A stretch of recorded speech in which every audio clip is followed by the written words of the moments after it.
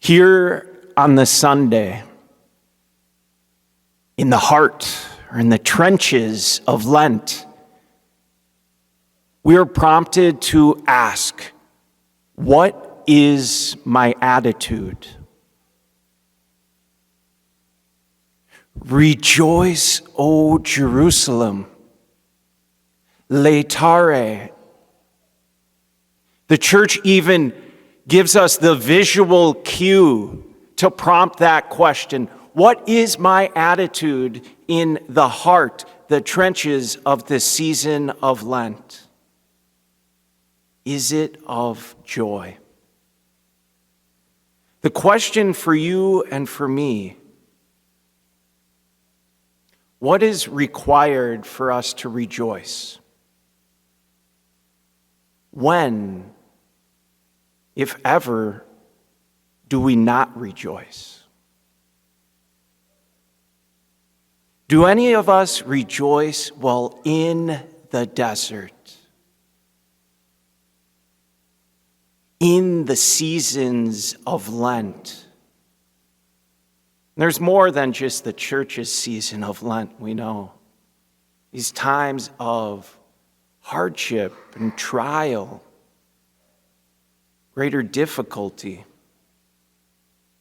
When do we rejoice? If you're like me, like the Israelites, so often, rather than finding myself rejoicing, I find myself complaining. Do we find ourselves in the midst of life ever complaining, whining? Think, in the past year, this past year has been in many ways a desert, a Lent. When faced with trial or difficulty, how often have I complained? Lord, why do you have me going through this difficult thing? Lord, can't you get me out of this? Can't you see how hard this is? What's our attitude while in the desert?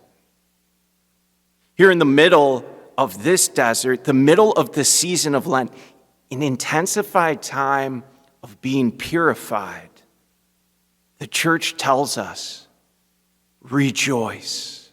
Rejoice, O Jerusalem. It's not complain and whine, O Jerusalem, but rejoice. You are being purified. Here's the thing. I know I need the desert. We need the desert. If we want to spend eternity with our God and the angels and the saints, we must be purified. There's no other way. The question is, will I rejoicingly allow that to happen? Complaint and whining, I recognize in myself, it's evidence that I'm resisting God's providence. Whenever I complain and whine, it's a resistance to what God is wanting to accomplish in my heart. Here in the desert, we're told, rejoice, be made pure. And so we get some insight into this. In the gospel, Jesus, he makes that reference. It's right at the beginning. Just as Moses lifted up the serpent in the desert, so must the Son of Man be lifted up. What is Jesus referring to? Well, it comes from the book of Numbers. Look in the first 5 books of the Bible, Old Testament. What's happening at this time? God was leading the people through the desert. It was God who was leading them. And why? Why would God lead us into desert? It was the only way to the promised land. There's no other way. And all the while, through the desert, God provided for all of their needs, but not their wants. Not their wants. We have many wants. And why the desert? It was his way of purifying their hearts so that they could become free to live truly in this promised land. But the desert, we know it's no easy place. It's full of the hardships and trials. The question, how do we walk through it? You and I, how do we walk through the desert? For us to be honest, do I find myself mostly complaining? Do I want to find myself trusting more in the Lord?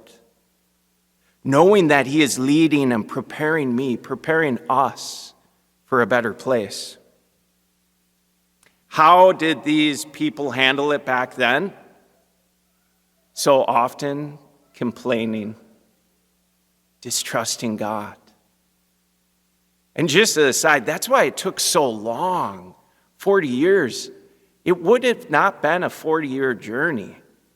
It was rather a simple journey, but it took the people so long because of the complaint, the distrust, the need to be purified. So in the book of Numbers, we go there, we read, in the desert, the people's patience was worn out by the journey. So they complained against God and Moses. Why have you brought us into the wilderness where there is no food or water? We are disgusted with this wretched food. To be clear, the people had plenty of food and water, which God not only generously but miraculously provided. Yet there was the resistance to what God was doing, complaint, distrust. Here's the thing. I'd imagine it'd be like sitting in the backseat of a car as a kid, being brought to Disney World, and all the while complaining, why am I trapped in this car? It's the only way to get there.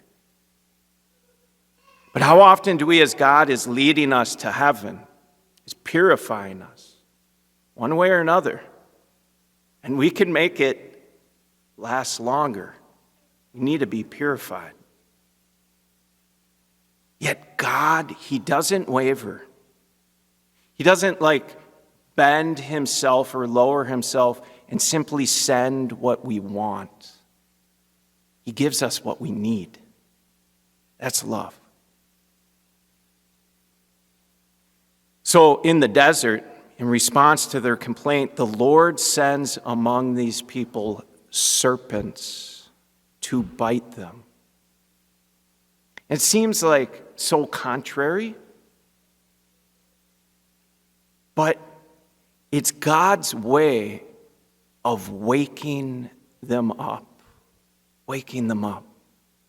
Because the people, they needed to be woke up from their complaint, their distrust.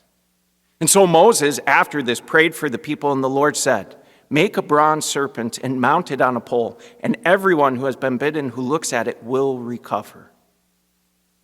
God's always extending the remedy. So this is our last consideration. In Lent, in the desert of this world, in our pains and our trials, our sufferings, when God is not leading us the way we want to be led, the way we need to be led, it is so possible to rejoice. And how? Our Lord says here, just as Moses raised up that serpent in the desert, so must I be lifted up. Looking upon our Lord, the one who went through the desert of this world for us, let himself be hung on the cross. Looking to him, knowing that we too, in this world, are being led to our home.